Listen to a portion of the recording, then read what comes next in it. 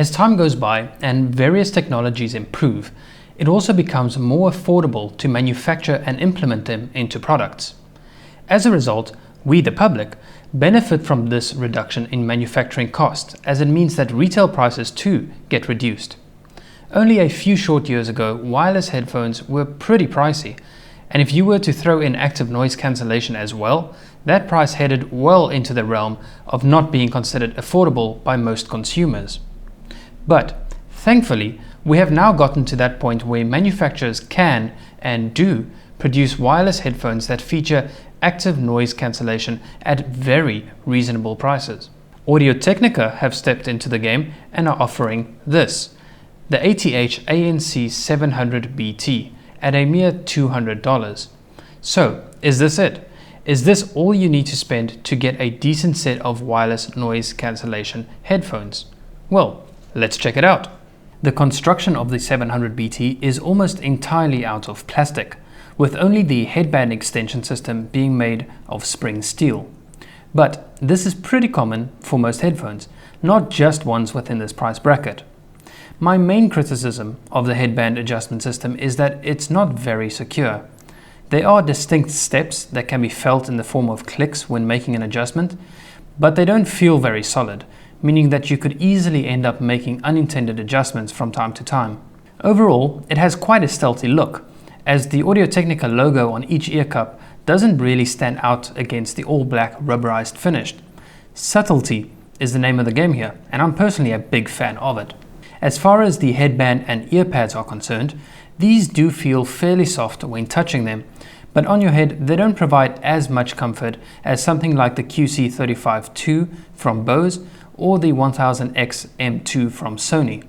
Of course, everybody's head is different, and so the level of comfort will differ from person to person, but I personally can't see myself wearing the 700BT for longer than about 2 hours at most.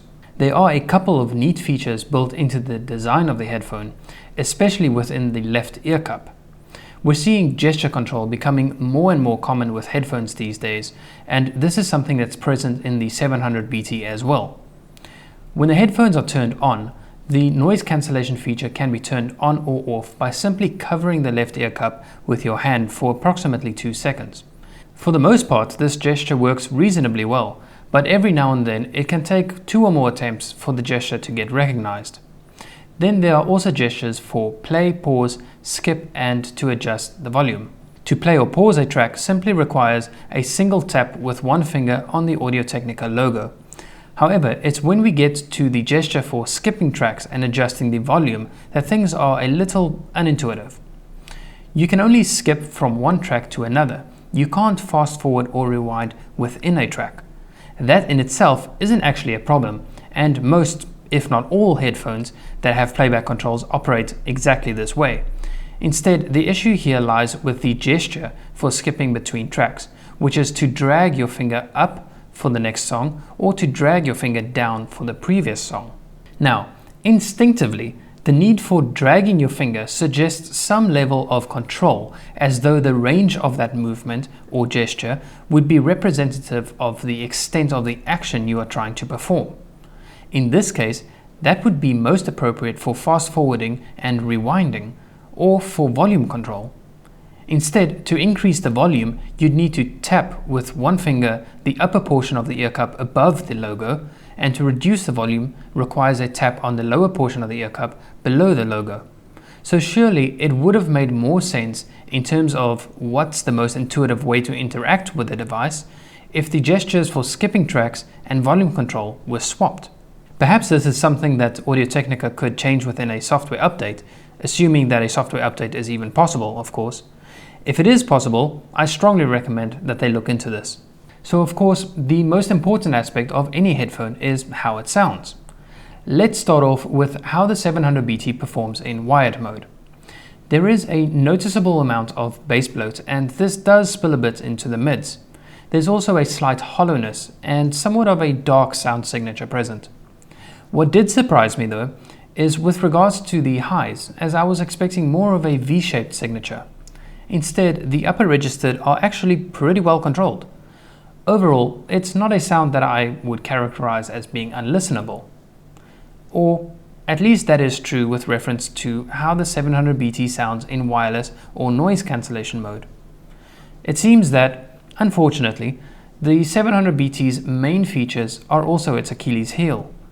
There is a noticeable degradation in the sound quality between wired and wireless mode, but the biggest problem is how the noise cancellation affects the music. Let me put it like this. The noise cancellation itself is relatively okay. Not great, but okay. You can definitely tell that it does cut out some ambient noise, and it seems to mainly fiddle with the lower frequencies, and not much is done with the mid and treble frequencies. But as mentioned, the problem lies with how that noise cancellation affects the music.